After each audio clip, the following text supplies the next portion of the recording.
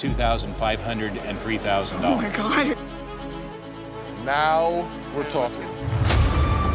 Wow. Wow. The individuals in the picture are the guest's grandfather and brother. They enlisted in the Marines together during World War I. From the uniform, it's evident that he served in the Marine Corps. He is wearing a 1917 pattern forest green wool Marine Corps service coat. The coat features Marine Corps Eagle, Globe and Anchor collar insignias, which were not standard for all uniforms. By examining the shape of his shoulder sleeve insignia, it is clear that he belonged to the 6th Marines.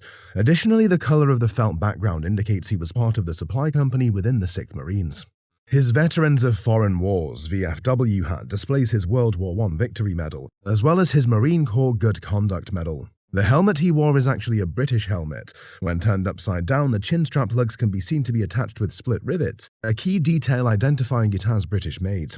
After experimenting around with a bunch of different things, we ended up settling on just adopting the British-style helmet. While the United States manufactured helmets, they also purchased a substantial number from the British. The Marine Corps Eagle, Globe and Anchor insignia has been affixed to the helmet through a hole punched in the front. A distinctive feature of authentic World War I helmets is the method used to attach this insignia. The reproductions, they tend to be very careful with the helmet, and they'll drill that hole and insert the insignia and attach it. Marines during World War I would simply punch a hole using a hammer and attach the insignia without precision. The front of the helmet is painted with the supply company's 6th Marines insignia, along with the Marine Corps Eagle, Globe and Anchor symbol. This set is a remarkable and complete archive of his service. It includes the uniform, which, despite some moth damage, remains a wonderful example of a Marine Corps coat. Accompanying the uniform are his ID tags, discharge documents, and other items that collectively tell the story of his service. Most World War I uniforms aren't particularly valuable, as a significant number still exist. For instance, a typical World War I Army uniform without insignia might sell for $50 to $60 at most. However, Marine Corps items are far more sought after and command higher prices. This set, due to its completeness and historical significance, would retail for between $2,500 and $3,000. Wow. That's very exciting. Thank you. This is a wing that once belonged to the guest's great-uncle, who served in World War I. He was part of the 19th Balloon Company in the Aero Squad and was the youngest pilot at the time of his passing. He tragically died while in service at Langley Field in 1921. Balloon wings were a rare distinction granted to only a select group of individuals. The primary purpose of these wings was to elevate pilots above the battlefield to observe enemy movements, direct artillery fire, and relay critical information back to command. This particular pattern wing, some people call it a balloon pilot wing. I believe the technical term, it's a military aeronaut wing. It was introduced in 1919. This specific pattern of wing, often referred to as a balloon pilot wing, is officially called a military aeronaut wing. It was introduced in 1919 and only remained in use until 1921. The markings on the back indicate that this piece was part of the very first batch produced at the Philadelphia Mint. Such a small little sliver of time and such a very limited number of them that were manufactured conspire to make it very rare. Because of its brief production period and the limited number manufactured, this wing is exceedingly rare and highly valuable. Its retail value today is estimated to be between. Figure on this today would be between $2,500 and $3,000. Oh my God, are you kidding me? This is an Imperial pilot's wing from World War I that belonged to the owner's grandmother's first husband, Yuri Vladimirovich Lee. He grew up in Russia with a foster family and eventually joined the Imperial Air Service, the precursor to Russia's modern Air Force. Notably, Yuri fought for the Tsarist side in the Civil War. At the time, and even today, Russia had a relatively large ethnic Chinese population. This was a result of Imperial Russia expanding its borders and absorbing territories traditionally considered part of China. This expansion often occurred amidst conflict. It's fascinating that Yuri found a level of acceptance in Russian society significant enough to allow him to be trained as an aviator. We call the Red-White Civil War. Yes. There was conflict among the communists. There was conflict among the czarists. Even more interestingly, he chose to align himself with the White Army. The White Army was a coalition of forces that opposed the Bolshevik Red Army during the Russian Civil War. The conflict within both communist and Tsarist factions, as well as among the ethnic Chinese in Russia, further complicated the era's political landscape. The badge in question is a 1917 military pilot badge from the Moscow School of Aviation for warrant officers, a graduation badge in essence. So he, interestingly, never earned that badge. Huh, cool. But He acquired one. Yeah. You know, at some point, somehow, he acquired this badge. Yuri entered the school in February 1918, but did not complete his training. By October of that year, amidst political upheaval, he was expelled, likely because he was unwilling to fly for the Bolsheviks. Interestingly, despite never officially earning the badge, Yuri somehow acquired it. He appeared to take great pride in it, as evidenced by a photograph in which he is seen wearing the badge on his civilian clothing after the war. Another photograph depicts him in flight gear, although not in a Russian uniform. After his exile while living in Harbin, Manchuria, Yuri joined the Chinese military and rose to the rank of colonel. The Imperial Russian badge is rich in symbolism. At the center of the shield is the iconography of St. George slaying the dragon, a motif extensively used by the Russian Empire. Above this is the Russian double-headed eagle, which features prominently on much of the empire's insignia. Below the eagle is the front end of an aircraft engine with a large propeller, identifying it as an aviation badge. Such badges are exceedingly rare. It is, in essence, a true collector's item, a unicorn in the realm of historical artifacts. This particular badge, appraised about 8 years ago at $2,000, would now be valued at a retail price of. We are very firmly of the opinion that a retail price today would be between $5,000 and $7,000. Cool. That's good to hear. This is the guest's grandfather, Wesley Winkler's helmet. He served in World War I in France from 1918 to 1919 as part of the engineers. A friend from his unit painted this commemorative design on the helmet at the end of his service. Laverne, Yes. Minnesota, Correct. where he was from. Yep. There are all kinds of wonderful records that are available today. They're all online. A little research on Wesley Winkler reveals that he was from Luverne, Minnesota. He went overseas in June 1918, returned in June 1919, and served with the 55th U.S. Engineers, as indicated on the helmet. The 55th Engineers were a standard-gauge railway construction unit, primarily responsible for building the rail systems that transported supplies from depots to the front lines. Over the years, thousands of painted World War I helmets have surfaced, but this is arguably the finest example ever featured on the show. What makes this helmet particularly appealing is its exceptional artwork. Many painted helmets from the era feature simple unit insignias that soldiers wore after the armistice while serving in the Army of Occupation. What appeals to us on this helmet, a lot of them are done simply with a unit insignia to wear, so that is something that would have been done after the armistice that they would wear during the Army of Occupation. Some of them that are a little bit more elaborate were done as souvenirs, either over there or on the ship on the way home. Others, which are slightly more elaborate, were created as souvenirs, either while still in Europe or during the voyage home. This helmet falls into the latter category, but is leagues above most in terms of quality and detail. The artwork on the helmet's front depicts a vivid combat scene, showing soldiers going over the top of the trenches. The helmet also bears Wesley Winkler's name and unit, which is relatively uncommon. The design includes the American flag rendered as a banner on the front and back, a rising sun, an eagle, and the detailed trench combat scene. The quality of the artwork far surpasses what is typically seen on such helmets. It's important to note that in recent decades, professionally painted World War I helmets have been produced overseas. See a really, really nice one these days, you have to be especially careful because starting even 20 years ago, there were some professionally done helmets that were coming in from overseas. These modern reproductions, while not intended to deceive, feature premier-level artistry and can be mistaken for originals. However, this helmet stands out as one of the finest examples ever encountered, with a retail value estimated at. Comparing to some of the very nicest ones that I have seen and sold, this is a helmet that I would expect a retail value of $2,000 to $2,500. Wow. These posters, featuring captivating graphics, were acquired at estate sales over the past 20 years. The first is a renowned World War I poster aimed at recruiting men into the Tank Corps. The cat featured on the poster, named Black Tom, served as the mascot for the Tank Corps. The Tank Corps was a brand new division during the First World War, making this poster a significant piece of military history. Notably, the poster was produced in 3 different sizes, and this particular one is the largest. The second poster is from the Chicago World's Fair. What makes this piece stand out among other World's Fair posters is its inclusion of the original tube, complete with the authentic Chicago World's Fair sticker. And that is that it comes with the original tube, which has the original Chicago World's Fair sticker on it. The centerpiece of this collection, however, is the third poster, a stunning Japanese Art Deco design. This poster, created between 1925 and 1930, is in Japanese, which presents a unique challenge since the text is not easily understood. Nonetheless, one of the remarkable aspects of posters like this is their ability to transcend language barriers. The design features an extraordinary depiction of an airplane soaring over a Japanese peninsula. Additionally, although subtle, the ink used in this poster is gilt silver, enhancing its visual appeal. In terms of value, an auction estimate for the World War I poster is worth between $2,000 and $3,000.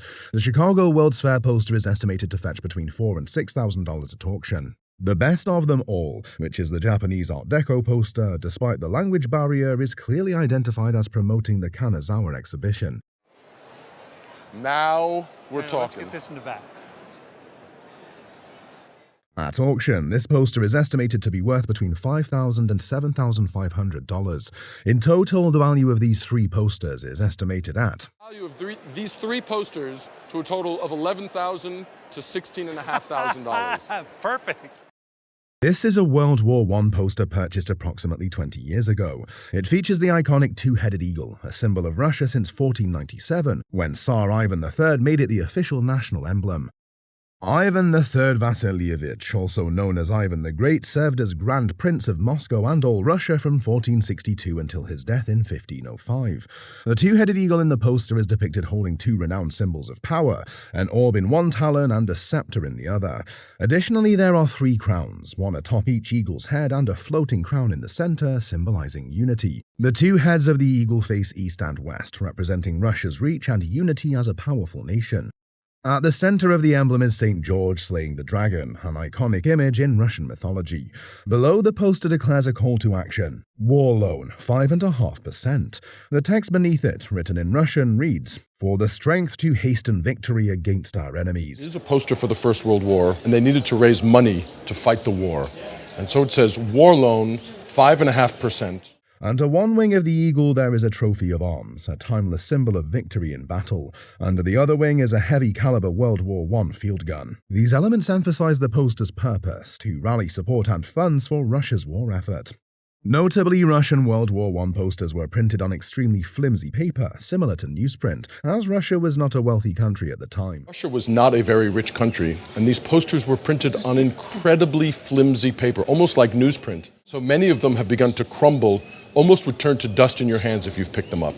Because of this, many posters have deteriorated over the years. However, this particular piece has survived in near immaculate condition, an impressive feat for a poster now over a century old. The poster dates to 1916, a year before the tumultuous events of 1917. That year, Russia experienced two monumental revolutions. The Second Revolution led to the Bolsheviks overthrowing the provincial government, and eventually establishing the Union of Soviet Socialist Republics, USSR, in 1922. Once the communist regime came into power, all Tsarist symbols, including the double-headed eagle, were banned. The eagle did not re-emerge as a symbol of Russia until after the fall of the Berlin Wall. Interestingly, the poster was printed in Petrograd, later renamed Leningrad. The designer of the poster remains unknown, humorously referred to as anonymous, though their work is prolific and recognized globally. Technically, the poster is a lithograph, a common printing technique at the time. Hence, this particular piece, featuring an image never seen before, could fetch between $1,500 and $2,000 at auction. On a good day, it might even sell for as much as... Wow, that's wonderful.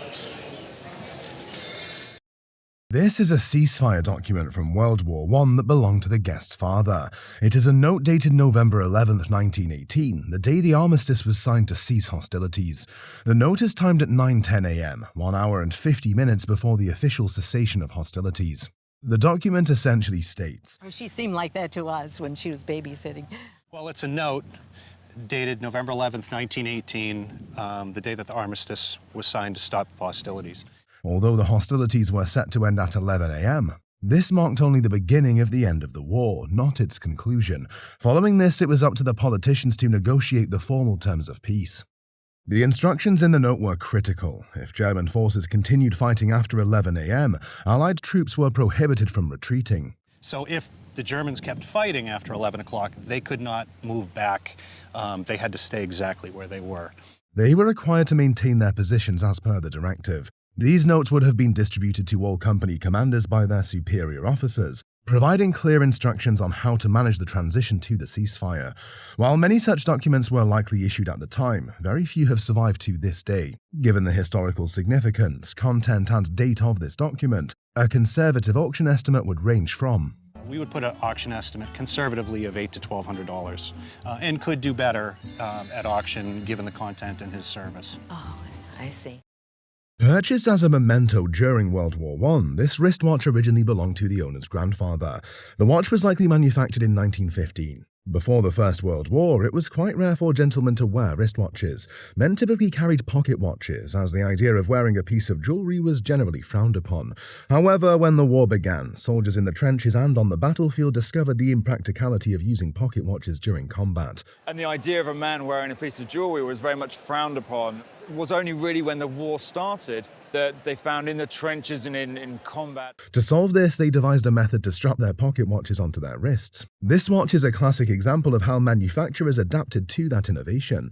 Essentially, it is a pocket watch that has been modified to be attached to a leather strap, with a protective guard placed over the dial. Most enamel dials were made in white. The black, obviously anti-reflective, and much better for nighttime and far less chance of being seen from that point of view. Another feature influenced by the wartime environment is the black enamel dial. While most enamel dials of the time were white, the black finish was chosen for its anti-reflective properties, making it more practical for nighttime use and reducing the risk of detection. Interestingly, the box advertises that the watch contains radium. And it really wasn't harmful to individuals. The harmful part was to the poor people that were painting the dials. Although the radium has since aged to a brown hue, it originally emitted a bright glow, allowing the watch to be visible in the dark. While the radium posed no immediate danger to the wearer, it tragically caused harm to the workers who hand-painted the dials. I've heard that story before. Write the numerals, and then at the end of each one, lick again back into the radium. Very, very dangerous. This particular wristwatch remains in excellent condition. Its historical significance lies in the fact that it is one of the earliest examples of a wristwatch ever made. Additionally, its original box has been preserved, which further adds to its value. If offered at auction today, this remarkable piece could fetch a price of approximately... Value-wise, if it were to sell at auction today, you'd be looking at a number around $1,000. I'm pleasantly surprised considering that the price on the box is $4.50. This photograph depicts over 1,000 military personnel at the Great Lakes Training Center forming a living American flag. It is truly remarkable that so many individuals were coordinated to stand in formation, saluting and creating the flag, complete with the flagpole. In the lower right corner of the photograph, the name Mayhart Studio is visible, along with its location in Chicago and the date 1917.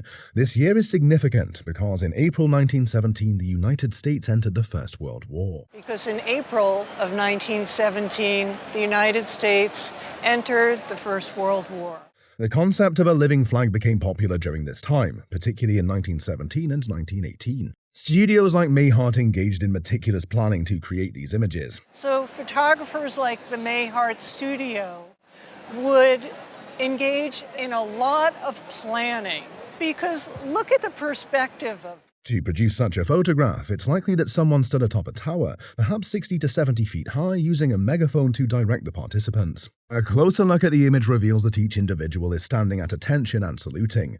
This composition reflects a time when President Woodrow Wilson was deliberating the US's entry into a widely unpopular war. During this era, iconic images such as the American flag, President Wilson, the Statue of Liberty, and military emblems were frequently depicted in this living flag style. So the idea that President Wilson was considering entering the United States in a war that was very unfavorable. If this particular piece were to come to auction, it would likely be valued between... An estimate would be $1,500 to $2,500.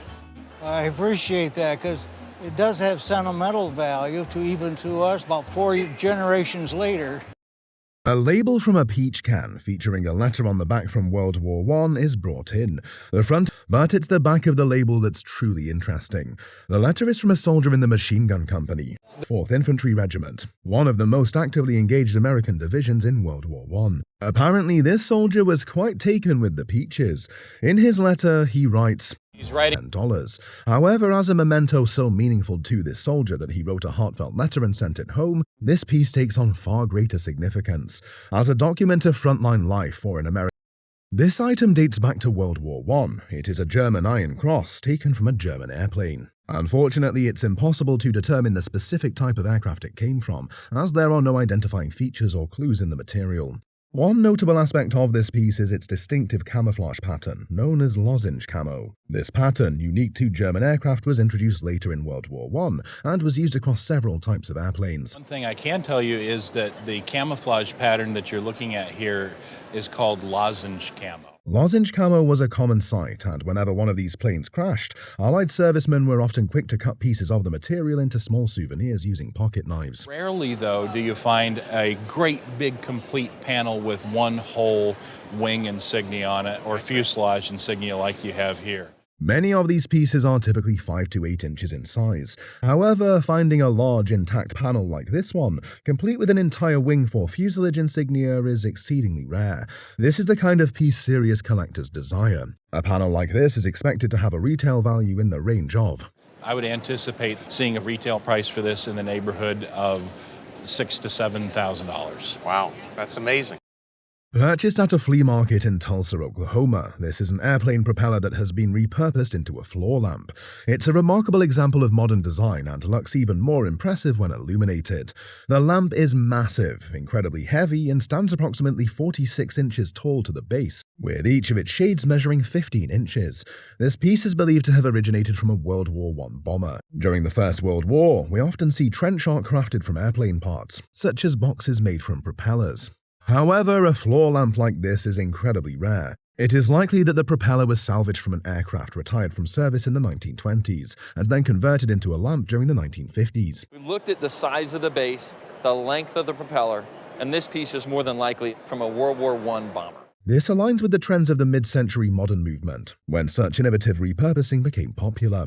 One could speculate that the lamp was designed earlier and that the aesthetic of the propeller was ahead of its time. However, based on the way it's cut and assembled, it was almost certainly constructed in the 1950s. When you get into propellers, they're all marked on the hub, which would have been great if we could have had that, but unfortunately we don't have it.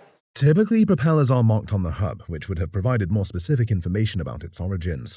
Unfortunately, in this case, the hub is missing or unmarked, so the best conclusion is that it came from a large World War I aircraft. Interestingly, the design appeal of this piece makes it more valuable to a mid-century modern collector than to a military enthusiast. A conservative auction estimate for this unique lamp would range between Would be between $2,000 and $3,000. Wow, that's amazing. I said it. That is amazing. This group focuses on Charlie Trinket, the guest's great-uncle, who was killed in 1917 while serving as a pilot in the Lafayette Escadrille. The Lafayette Escadrille was the name of the French Air Force Unit N124 during World War I. It consisted largely of American volunteer pilots flying fighter aircraft and was active from 1916 to 1917. In 1915, Trinket decided to enlist in the French Air Corps to assist the French in their fight against the Germans. He started, I believe, in 1915. He was with a bunch of friends in New York City, and they decided that they would go over and enlist in the French Air Corps to help the French against the Germans. He was accepted as a pilot, but served for only about 6 months. Many young men in the United States were enthusiastic about the events unfolding in Europe and eager to contribute. Some enlisted in Canada, while others joined the forces in England. Which is a very exciting thing. Not too many people serve in the French Foreign Legion. The history of Charlie Trinket's service extends beyond the Lafayette Escadrille. He fought in the trenches during the harsh winter of 1914 to 1915, and later applied for flight training in 1917. After being accepted, he was promoted to sergeant and assigned to the Lafayette Escadrille. One fascinating artifact associated with his story is a trench art shell. Is this trench art shell. And trench art, of course, is an art form in the time where people are making decorations on military shells. Trench art refers to the decorations made on military items, such as shells, canteens, and bullets by soldiers, often as keepsakes. This particular shell is notable for its connection to the French Foreign Legion. Another intriguing artifact is an item that, when viewed from the front, displays his French Foreign Legion affiliation. When turned, it reveals a depiction of Trinket in uniform. Further rotation highlights his service locations, including Champagne, where he was wounded in 1914, 1915, and 1916 during his time with the Foreign Legion. The piece also features a Croix de Guerre medal with a star, signifying that he was mentioned in regimental orders. The final item is Trinket's French identification bracelet, which was returned to his family after his death. Did you find out how he passed? Yes, he was apparently coming back with 2 other pilots, all flying their own aircraft. These items hold significant intrinsic value even without their connection to the Lafayette Escadrille. For instance, a French flight helmet is valued at approximately $500. The trench-shot shell, due to its link to the French Foreign Legion, increases its value from $85 to $600 to $700. The Lafayette Escadrille Medal, awarded posthumously to those who served with the Escadrille, is worth around $700. However, as a cohesive group, a collector might expect a retail price in the range of Collector would expect to see a retail price on this somewhere in the neighborhood of $4,000 to $5,000. Oh, very interesting. This archive contains the story of First Lieutenant John McClinton, a pilot who served and died during World War I. Hailing from Texas, this collection details his journey from the time he left America to the last 10 days of his life. McClinton primarily served as a photo reconnaissance pilot, tasked with flying over enemy lines to capture critical photographic intelligence. In his diary, he vividly describes what it was like to be shot at. Basically, a photo reconnaissance. So in other words, in World War I, he was going over and taking pictures. Well, he writes how it is to be shot at, how he can feel the wind blowing across his hair with bullets going across. Like the second flight he took, he crashed his aircraft. McClinton was one of the early aviators from Texas and had been recruited into the Air Corps after college. He volunteered eagerly when the opportunity arose. Once deployed, McClinton spent a year and a half in Europe, primarily in France. Well, he volunteered when they came down for him. Then he went over to Europe. He went to France. Tragically, his service ended when he crashed his plane and died in a dogfight. His story is preserved in a 2-volume handwritten diary, a day-by-day account of his experiences. These entries offer fascinating insights into the challenges of early aviation and the realities of war. Unlike many military diaries that can feel monotonous, McClinton's writings are immersive, giving readers the sense of being in the cockpit with him. The collection includes 2 volumes of his diary, one still bound and the other showing signs of wear, both filled with rich details. There is also a photograph of McClinton taken in France. In keeping with wartime customs, his body was buried immediately after his death, as preservation was impossible. 3 years later, his remains were exhumed and brought back home. Additionally, this archive includes the propeller from his aircraft and a letter sent to his family informing them of his death. During World War I, many Americans joined the Air Corps, though most remained stateside. McClinton's decision to serve overseas adds significant historical value to this collection. The fact that he engaged in combat further elevates its importance. His skill as a writer enhances the narrative, making the diary particularly compelling. Most notably, McClinton was awarded the Distinguished Service Cross, a prestigious military honor which further contributes to the significance of this archive. And then, very important when we start getting to the value of this collection, is that he won the Distinguished Service Cross. I mean, that is a major, major medal. Given its historical depth, personal detail, and the rarity of such artifacts, a conservative value of this collection is estimated at is probably in the $5,000 to $7,000 on a $10 investment. Yes, I'm ecstatic. An avid collector of World War I memorabilia brought in a fascinating document related to a man named Barnum. He was reportedly the company clerk for an ordnance company undergoing training at Camp Hancock, Georgia. As the company clerk, his primary responsibility was to maintain all official records. Among the items presented was a morning report, which documented the number of men in the unit and their specific activities on a given day. There was also a payroll roster, as well as a diary Barnum kept during his time at Camp Hancock in June of 1918. While it may have seemed like an ordinary company at first glance, it was actually remarkable. This unit included 7 future Hall of Famers, 3 of whom were among the first 5 players ever inducted into the Baseball Hall of Fame. We've got Christy Mathewson as the officer of the company. Big Six, one of the greatest pitchers of all time. Then you have Honus Wagner, another one of the all-time greats. The company's officers were Christy Mathewson, also known as Big Six, one of the greatest pitchers of all time.